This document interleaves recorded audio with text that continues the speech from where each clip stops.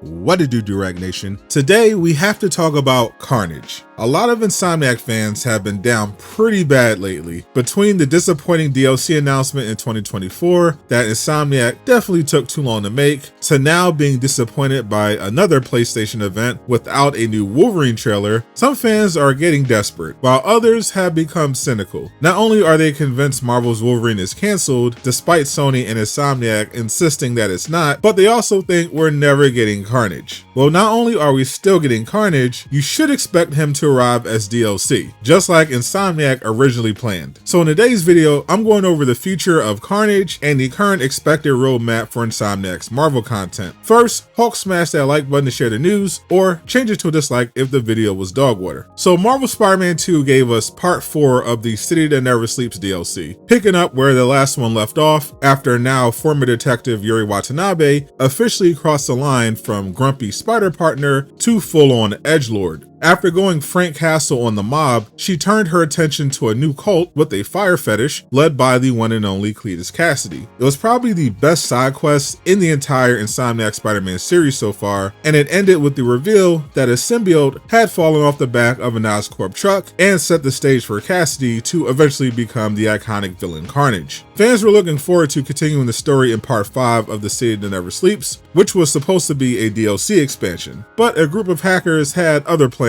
and ruined it for the rest of us. Now, it's been clear most people don't understand game development or how a cyber attack can impact a studio, but the easiest way to understand how it affected Insomniac is to imagine what it'd be like if you came home from work and found somebody had kicked in your door and stole all of your stuff, including your passport. Would you still go to work the next day and hit up the club on the weekend with your friends? Probably not. You got some things to figure out. That's essentially what happened to Insomniac. Because of that, your assumption shouldn't be that everything is canceled. It's that everything that isn't canceled got reshuffled based on priorities. Priority number 1 is obviously Marvel's Wolverine. That game was affected most in the cyber attack and needs to be ready above everything else because of how much money is riding on it. Sony literally just listed it as one of its tentpole franchises. So where does that leave Carnage? Reshuffled. It makes sense for Insomniac to not work on anything substantial except Wolverine that first year after the attack, because that's their next release. But now that we're approaching Wolverine's expected launch of 2026, things have gone well enough where Insomniac can start working on other things. Like we know, for example, thanks to Yuri Lowenthal, they've already started on Spider-Man 3, and numerous job postings confirm they're doing a lot more than just Wolverine, including multiplayer. Now, many think they're planning to do a Venom spin-off game in between Wolverine and Spider-Man 3, similar in size to Miles Morales. But with Insomniac delayed by the attack, and Sony likely pressuring them to have Spider-Man 3 ready for the PS6 launch in 2028, would they have time for a Venom spin-off game? Probably not. But a Carnage expansion with a playable Venom? For sure. 5 hours of DLC makes a lot more sense and is more reasonable than an 18-hour Venom game, especially after the sudden loss of Tony Todd. Turning the unused Venom content from Spider-Man 2 into DLC seems like a better plan.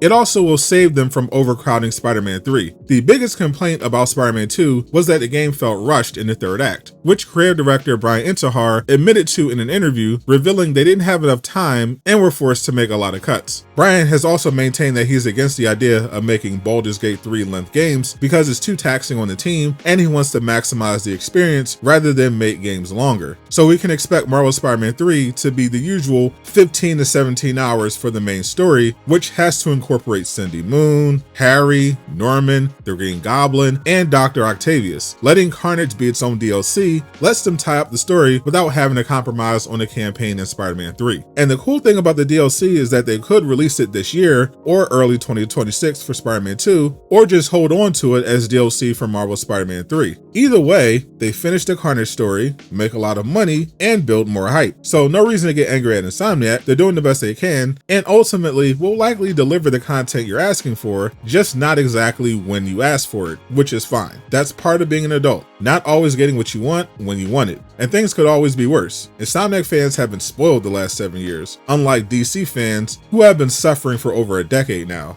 But even they have hope again, as a big new shakeup means Insomniac is about to have some competition for superhero games. Click the video on screen to learn more.